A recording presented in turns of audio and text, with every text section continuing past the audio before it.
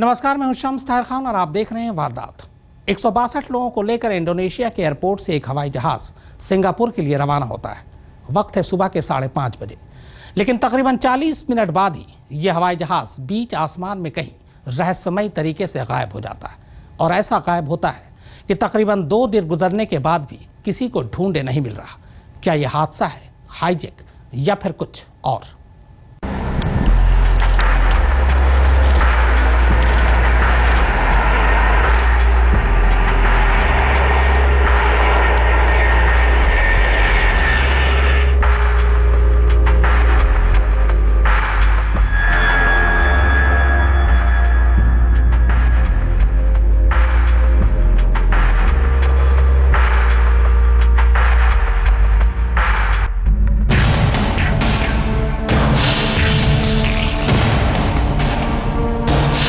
जावा के आसमान में गहराया हवाई रहस्य।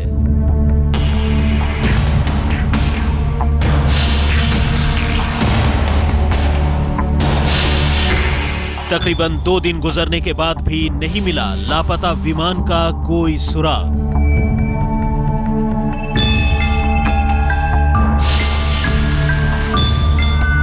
क्या किसी तूफान ने लील ली 162 लोगों की जिंदगी?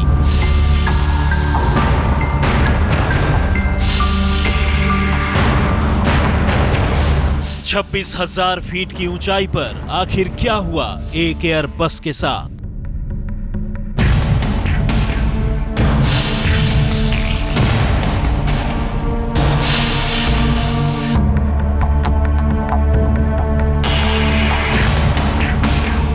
इंडोनेशिया के साथ कई देशों का जॉइंट सर्च ऑपरेशन जारी।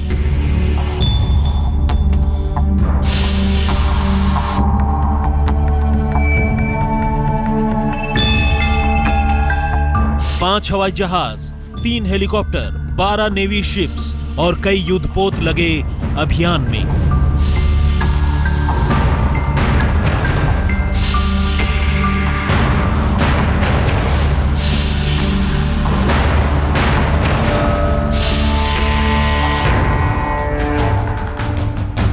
रविवार की सुबह इंडोनेशिया से सिंगापुर की उड़ान पर निकले एयर एशिया के हवाई जहाज के गायब हुए जितना वक्त गुजर रहा है, मुसाफिरों के जिंदा होने की उम्मीद उतनी कम होती जा रही है।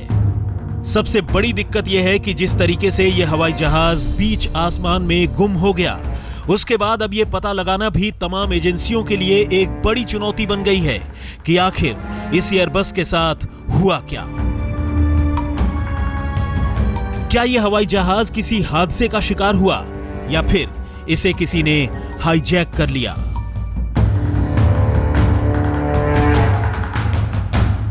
इंडोनेशिया के सुराबाया शहर का जुआंडा एयरपोर्ट। वक्त सुबह के 5:25।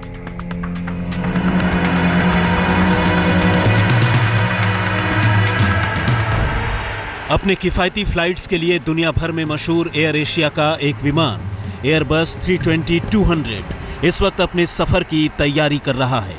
फ्लाइट नंबर QZ8501 में 155 मुसाफिर और 7 क्रू मेंबर्स समेत कुल 162 लोग सवार हैं। तैयारी पूरी होती है और अगले चंद मिनटों में ये जहाज हवा से बातें करने लगता है।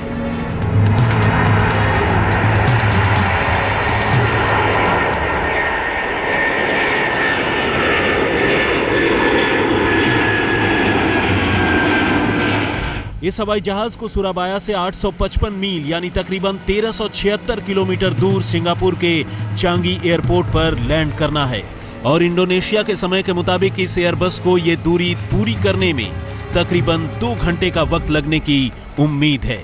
यानी सुबह के करीब 7:30 पर इसे सिंगापुर की सरजमीन पर उतरना है। लेकिन तकरीबन 42 मिनट का सफर पूरा करने के बाद सुबह के 6:18 पर इस हवाई जहाज के साथ जो कुछ होता है वैसा कोई सोच भी नहीं सकता। अचानक जकार्ता के एयर ट्रैफिक कंट्रोल यानी ATS से इसका संपर्क टूट जाता है और फिर लाख कोशिशों के बावजूद इस हवाई जहाज को दोबारा ढूंढ निकालना मुमकिन नहीं होता। अब सवाल यह है, क्या यह कोई हाईजैक है या फिर हादसा?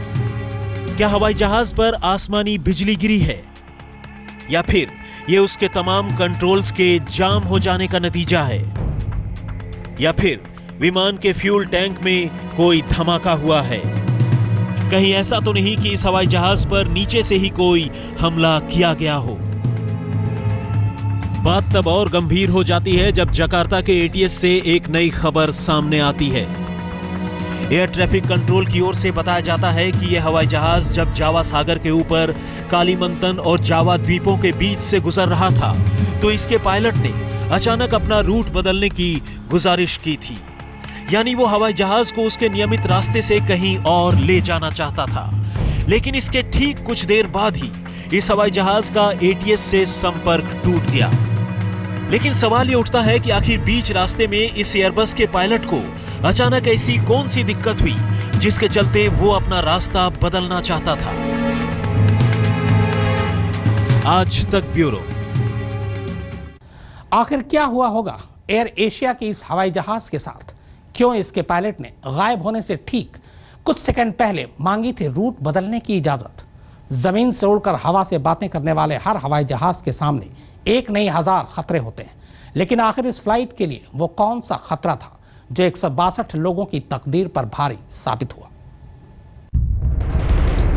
जावा के समंदर में यही वो जगह है जहां 162 जिंदगियों को लेकर एक हवाई जहाज अचानक रहस्यों के धुंध में गुम हो गया।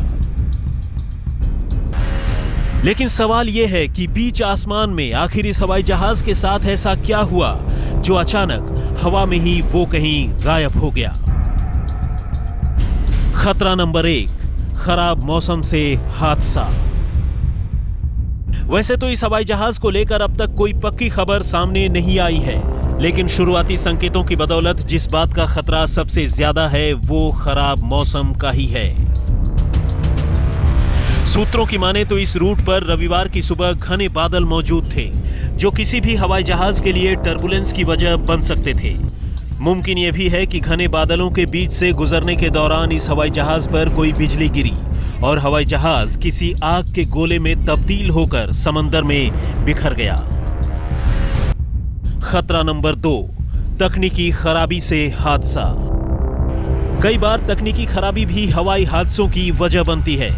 हालांकि इस हवाई जहाज में 2 इंजन होने के साथ साथ तकरीबन 4 घंटे तक और उड़ान भर सकने लायक ईंधन मौजूद था, लेकिन दूसरी तकनीकी खराबियां भी हादसे की वजह बन सकती है। खतरा नंबर 3, हाईजैक की वजह से हादसा। तारीख गवाह है कि कई हवाई जहाज हाईजैक की वजह से हादसे का शिकार बन गए। फिर इस मामले में जिस तरह से पायलट ने आखिरी वक्त पर रूट बदलने की मांग की लेकिन इसकी कोई और वजह नहीं बताई, उससे ये शक भी जताया जा रहा है कि कहीं कोई पायलट को ऐसा करने के लिए मजबूर तो नहीं कर रहा था। खतरा नंबर 4, इमरजेंसी लैंडिंग। कहीं किसी हाईजैकर या फिर तकनीकी खराबी की वजह से इस हवाई जहाज को इमरजेंसी लैंडिंग तो नहीं करनी पड़ी, हालांकि इस बात की उम्मीद भी कम ही है। खतरा नंबर 5, बाहर से हुआ हमला। जिस रूट पर यह हवाई जहाज गायब हुआ, आज की तारीख में उस रूट को पूरी तरह सेफ भी नहीं माना जा सकता।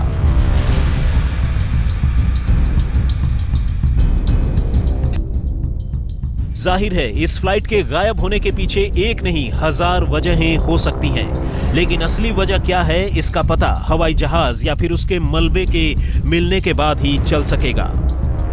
आज तक ब्यूरो।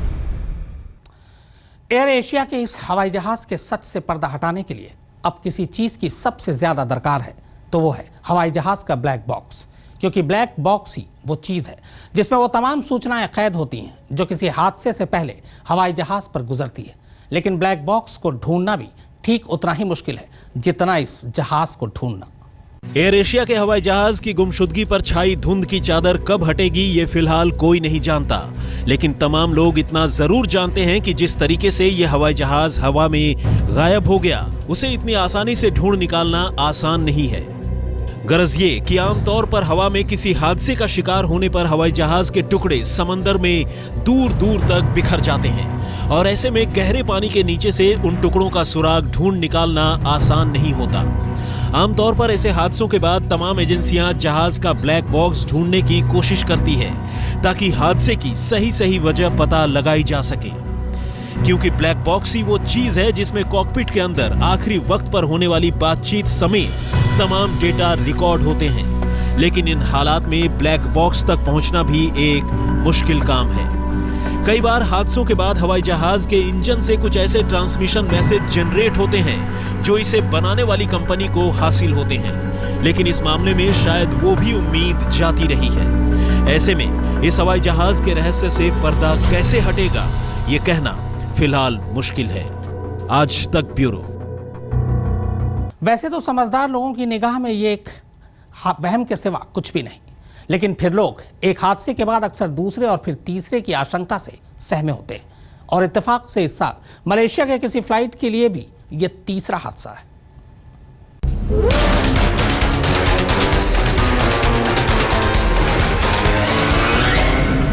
मौजूदा साल यानी 2014 में अब बस गिनती के ही कुछ दिन बचे हैं, लेकिन जाते जाते जिस तरह से एयर एशिया का एक हवाई जहाज अचानक गायब हो गया,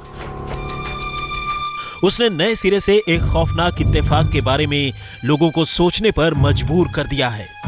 क्या ये इत्तेफाक एक के बाद एक 3 हादसों का है? दरअसल इसी साल मलेशिया एयरलाइंस के 2 हवाई जहाज रहस्यमयी तरीकों से हादसों का शिकार हो गए। उसकी यादें अब भी लोगों के ज़हन में ताजा हैं। 8 मार्च 2014 को कुआलालंपुर से बीजिंग के लिए चला एक हवाई जहाज चीन की सीमा में दाखिल होने से पहले ही वियतनाम के आसमान में जिस तरह 227 लोगों को लेकर गायब हो गया, वो अब भी एक रहस्य बना है। इसके बाद इसी साल 17 जुलाई 2014 को दूसरी वारदात मलेशिया एयरलाइंस के एक दूसरे हवाई जहाज के साथ तब हुई जब उसे यूक्रेन के आसमान में रूसी विद्रोहियों ने मार गिराया, जिससे कुल 298 लोगों की मौत हो गई। और अब एयर एशिया की फ्लाइट गायब हुई है और इत्तेफाक से ये भी मलेशिया की कंपनी है। आज तक ब्यूरो।